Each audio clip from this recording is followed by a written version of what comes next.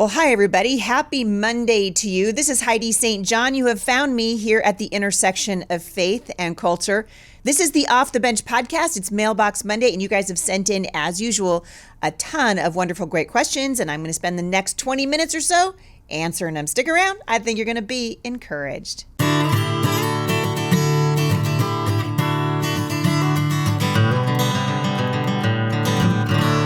Well, I hope you guys are doing good wherever you are.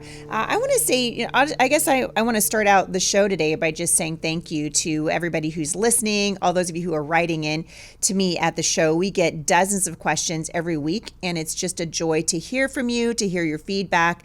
A lot of your questions very thoughtful, and it encourages me because what I see is a whole bunch of people wanting to dig into what's happening around them, to be thoughtful in how they educate their children, thoughtful in how we receive medical care, all those kinds of things. And your questions, even that you send in for Dr. Mark, are really phenomenal. So thank you guys for doing that. If you'd like to have your question answered here at the show, the very best way to do that is to become a subscriber to the Heidi St. John podcast. And you can do that by hopping on over to Spotify and clicking on the subscribe button. That'll take you to a VIP listener section, and also it will give you VIP access here at the show to submit your questions. So we hope you guys will do that. Becoming a subscriber to this show is just really another way to help keep this show moving and keep it on the air 5 days a week. We really appreciate those of you who are subscribing to the Heidi St. John podcast. All right, I'm going to just tackle your questions one at a time today, and during happy hour, I'm going to tackle more of them. So we'll spend 20 minutes or so today going through your questions, and then I'll come back and I'll tackle some more for happy hour. The first one comes from an anonymous listener in Maryland. This one actually broke my heart. She said, Heidi, an elementary age child in our neighborhood is transitioning. The child and his siblings come to our house and they ask my children to play. What should we do? We have told our children our beliefs on this, but this is still a child. So, as I said before, Anonymous, this issue is absolutely heartbreaking. I don't understand why the church has largely remained silent on it. This is the gender mutilation of children. It's child abuse. You're in a rough spot, Anonymous, because we are talking about a child. But I want to remind you that your first priority is not to this child that is transitioning. It is to your own children. And we are called to protect our children. And so if your mother instinct is telling you that you need to protect your children from the influence of this young child who is being lied to and is transitioning, the reality is, the Bible teaches us that bad company corrupts good character. Our children are very unwise. They come to us as literally a blank slate. The government schools are writing on our children, and we are seeing the devastating results of that right now in the skyrocketing number of rapid onset gender dysphoria patients that clinics are seeing around the United States. The explosion of gender ideology in our schools has led to an explosion of clinics really for transitioning all around the country. And I'm telling you what, you guys, it is evil. It is evil from sunup to sundown. And so if it was my child, if it was my neighbor who was coming over to play with my children, I would probably be limiting that contact. I wouldn't be a jerk, but there are lots of ways that you can say, oh, you know what, sweetheart, we can't play today. And I would just keep doing that. Be nice to this child. You can, for goodness sake, I'm just telling you right now, because I've seen this with my own two eyes and I've heard stories from parents around the country that this ideology is like a virus. And once it infects a child, it's very hard to unseat it. And so that would be my counsel to you. Your first responsibility is to your own children, to protect their hearts and their minds, and then pray for this child, pray for his parents. That's a tragedy that shouldn't be happening. And unfortunately, I think we're going to be dealing with the fallout from this kind of ideology now for years and years to come. Joanne in Missouri said, how can I help your ministry? I just listened to your podcast with Pastor Jack Hibbs. I am infuriated. Well, I'm really happy actually for once that somebody's infuriated, because if you're not furious about what's happening in our public school system, you're not paying attention. So I love that Joanne in Missouri is paying attention. If you'd like to help, actually, We are trying to help people learn how to start these resource centers all over the country, very similar to what we're doing here, that God's blessed the ministry. And I think it's because God's heart is for children. And you just heard from this anonymous listener in Maryland, she's got a little neighbor child who has been injured by, I guarantee you it's the public school system. And now this child is going to be transitioned into a member of the opposite sex and probably have her genitals mutilated and have her life ruined. I mean, that's literally what they're doing. You can help us by giving to the nonprofit organization, which is Firmly Planted Family. My husband and I founded Firmly Planted long time ago. It's about 25 years old now. It's a nonprofit that's been around for a very long time, and we would love and welcome your monthly support. Monthly support is what helps us do what we're doing for the nonprofit organization, and so we appreciate you helping us in this endeavor. If you guys want to find out more about the Resource Center, you can either just Google the Firmly Planted Homeschool Resource Center, see what we're doing. We've created a manual that's for sale there. It's over 100 pages, and it will tell you exactly how we set up the Homeschool Resource Center.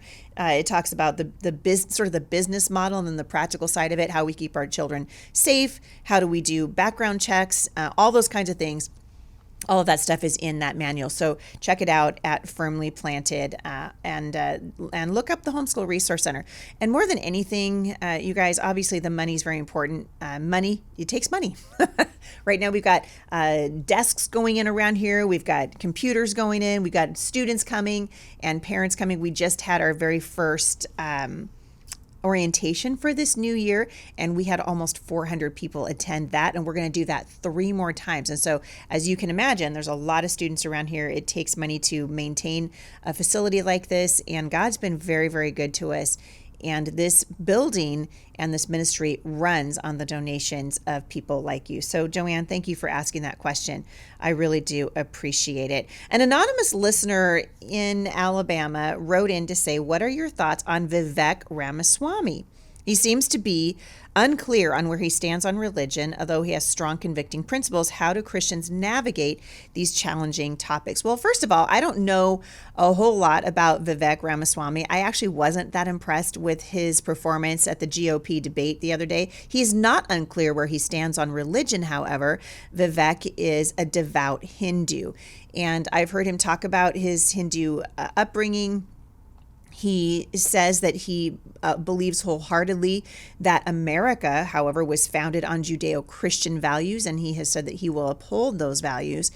And the only thing I would say about Vivek so far, actually, I loved his book. So he wrote a book called Woke Incorporated several years ago, long before he ever announced his run for Congress, and I loved that book. I was fascinated by it. He calls out the corporate media. He understood ESG before anybody else was talking about it. He's very young. I want to say he's 37 years old. But as a young conservative, for his conservative principles, as a general rule, I agree with him. But there are some alarming things that he stands for that I disagree with strongly. The first of those things is the decriminalization of hard drugs. If you want to see what that looks like, take a flight to Portland, Oregon, and you will see people passed out on the street. You're going to see people shooting up heroin and doing fentanyl right on the street corners in downtown Portland. The murder rate in Portland has quadrupled in the last couple of years. This idea that we should decriminalize hard drugs instead of putting drug dealers away and helping people get off drugs is stupid. It's really stupid. And so I don't know where Vivek is getting his counsel on that particular topic, but I'd love to sit down with him and say, dude, change your tune on that. Also, I don't think he's very strong on the Second Amendment, and that bothers me as well. But I have heard a lot of things from Vivek that I like and I appreciate, and I will continue listening to him. He's likely not going to get my vote, however, in the primary, particularly if he doesn't change how he views the decriminalization of hard drugs. Yezi in Florida wrote in to say, I don't have a question. I just want to say you've inspired me to homeschool our children. It's possible, and I work full-time outside the home. It just takes planning and dedication. Thank you for encouraging me. God bless you and your family. Well, Yezi, that just made my entire day. And I love that you have rightly pointed out that we can work full-time even and homeschool our children. And I've said this many times, where there's a will, there's a way. And we need to ask the Lord. We need to seek help from our friends and our neighbors. It's a large part of the reason why my husband and I started the Firmly Planted Homeschool Resource Center, which, by the way, if you guys don't understand the history of the ministry here, Firmly Planted gets its name from Psalm 1:3. The Bible teaches us that the man who trusts in the Lord, or the woman who trusts in the Lord, is like a tree who's firmly planted by streams of water, which yields its fruit in season and whose leaf does not wither, and whatever he does prospers. And that's what we want as children of God. We want our kids to be firmly planted by streams of living water that yield their fruit in season, and whatever they do prospers because they're walking in right relationship with Jesus Christ. And so that's the underpinning of everything that we do. And it just encourages me to no end, Yessie, that you have pulled your kids out of the devastating public school system, and you have taken back responsibility for educating your children. And so thank you for writing in to tell me that. I greatly appreciate it. Annie in East Tennessee. Hey, Annie. She says, hi, I'm a mother of one boy, and I had him during the pandemic. My grandchild, I had actually 2 grandchildren born during the pandemic. We have always wanted at least 2 kids, but when I see the signs of the times, I'm concerned that this isn't a good idea. I've talked to God about it, but I'm struggling to find perspective on it. I feel like we are living in the end times. Well, Annie, last week I talked a little bit about this, and you might want to go back and listen to my podcast that was really addressed to those of us who feel very much like we are living in a Babylonian captivity, that we have been exiled.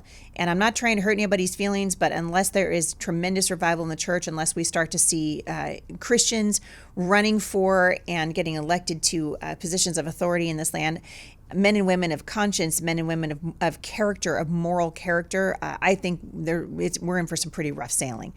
And I read to you from Jeremiah 29. So I want to read that again to you briefly. So go back and listen to that podcast that I did. In fact, I'll link to it in the show notes today to make it a little bit easier for you to find.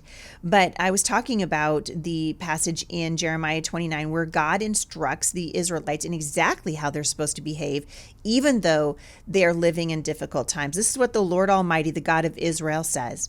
To all those I carried into exile from Jerusalem to Babylon. Now, you got to remember that very much like what we're dealing with here, the Israelites were being punished for the way that they had abandoned the ways of God. They had turned their way on him, or their backs on him. They had disobeyed him. And so God finally had enough and said, see you later. Nebuchadnezzar is going to carry you off into exile. And that's exactly where they were. And God, through the prophet Jeremiah, is trying to encourage them that this, even though he has them here, and the point of that exile, right, is to bring these people back into conformity with the will and the word of God and to walk in obedience. But in the meantime, as they're being exiled, he gives them instruction. This is what he says: build houses and settle down. Plant gardens and eat what they produce. Marry and have sons and daughters. Find wives for your sons and give your daughters in marriage, so that they too may have sons and daughters. Increase in number there. Do not decrease. Also, seek the peace and prosperity of the city to which I have carried you into exile. Pray to the Lord for it, because if it prospers, you too will prosper. That is a good word. And that is, I think, God's heart for you, even in the midst of what we see potentially coming to the United States. The word of the Lord proves faithful. And I would just say, if it's on your heart, you and your husband, and you guys want to have more children, have more children. We are not called to live in fear. The Bible teaches us in the book of Timothy that God has not given us a spirit of fear, but of power, love, and a sound mind. Well, what does it look like in the midst of this crazy season that we find ourselves living in to have power, love, and a sound mind? Well, it looks like not living in fear. And according to Jeremiah 29, it looks like having more children, settling down, planting gardens, and praying for the place that you call home. For Heidi St. John, that's Washington State, and it's the United States of America that I pray for fervently every day. God would have you pray for the area that you're from. All right, I had a great question from Terry in North Carolina. Heidi, you are so incredibly busy. A homeschooler, entrepreneur, businesswoman, podcaster, YouTuber, founder of the Firmly Planted Homeschool Resource Center. Well, Terry, I'm getting tired just reading this list. Wife, mother, grandmother, please talk about the time management and how entrepreneurs and businesswomen like myself, a homeschool mom, wife, can do all these things without the overwhelm. Well, a couple things, Terry, thank you for your question. A couple things that come to my mind right off the top is that there is a peculiar kind of grace that's over my family for what the Lord has called us to do. Not everybody runs on the same kind of octane that Heidi St. John runs on, and I recognize that. And so lest you think that I do it all, I do not do it all. We have people that work for us. It's part of the reason why we're so thankful that we have the support that we do here at the podcast. Every single time someone subscribes to the Heidi St. John podcast on Spotify, or visits a sponsor from the show or becomes a monthly supporter, they're helping me accomplish the thing that God has asked me to do. I don't think we can do most of these things alone.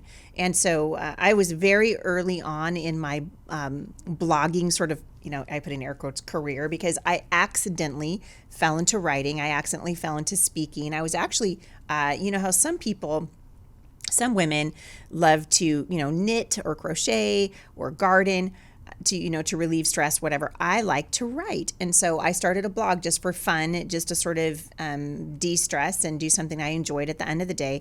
And as it turned out, the thing that I was writing resonated with a whole lot of people. And that, of course, translated into a 7-book deal with Tyndale and into several books that I have self-published. My newest book, of course, just releasing in a couple of days from now, and you guys can find that anywhere books are sold. It's called Mom Strong 365. But I always like to tell people, we want to do what God asks us to do. And the only way that you'll know what God asks you to do is to spend time in prayer with Him. And if He's given you the dream of writing a book or starting your own business or whatever it is, He will give you the means to do it so that it doesn't run you over and leave you on the side of the road for dead. And I often see young mothers in particular, and it grieves me, to be honest, who are trading in the precious years they have with their young children for platform.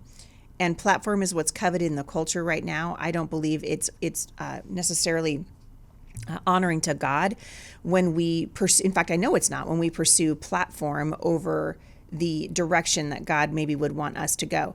Now, that said, if God calls you to a life of public ministry, for example, or to start a local, bakery in your town, or whatever it is that you're passionate about, if anybody wants to send me sourdough, I will always take your sourdough. I am absolutely obsessed with making sourdough. It's something that that I find particular joy in if I'm home at all. If I know I'm going to be home for a couple of days, boy howdy, I'm taking Amelia out of the fridge and I'm feeding her and I'm making sourdough bread because it's something I love to do. I'm not going to turn that into a business because I don't have time to do that. But I think what you need to know, Terry, more than anything else, is if you want to find success in the thing that God's asked you to do, honor God's priorities. And here is what they are. Love the Lord your God with all your heart, all your soul, all your mind, and all your strength. That's where we start. And so that means that my day starts with just asking the Lord. And I don't always get this right. I love to sit here and tell you guys that I'm a perfect Christian who's always in the Bible every day and always just, right in there with the Lord. I struggle like the rest of you. Sometimes I wake up late. Sometimes I wake up grumpy, and God tells us in His Word that if we want to find success in this life, the way to do that is to honor His priorities. And so we know that the first thing we should be doing is to set the bar, high, so that we start our day off by talking to the Lord. And then out of an overflow of what God does between me and Him, I pour into my husband. And out of an overflow of what God does between the two of us, we pour into our children. And out of an overflow of what God does in our family, then we're able to pour into the community. What you don't want to do is get those things backward.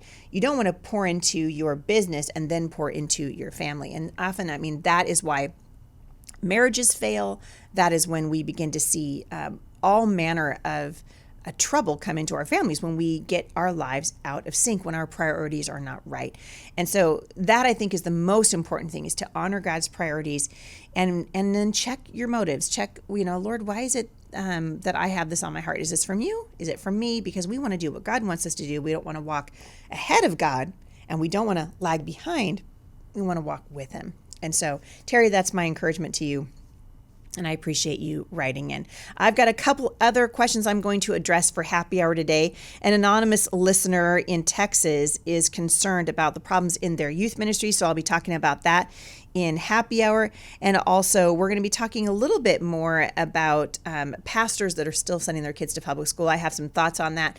And I'm going to answer one more question about the good and the beautiful, and I'll be doing that at happy hour today. So if you guys are subscribed to the show, stick around. We'll spend a few more minutes answering your Mailbox Monday questions. If you would like to subscribe to the Heidi St. John podcast, the way to do that is to head on over to Spotify and click on the subscribe button. You guys, it's a great way for you to support the show. When we launched that subscription service, I hope you guys noticed that I did not take away any of the material that I always bring to you Monday through Friday. We have simply added to it. So if you would like to have access to that, the way to do that is to become a subscriber, and you can do that at Spotify.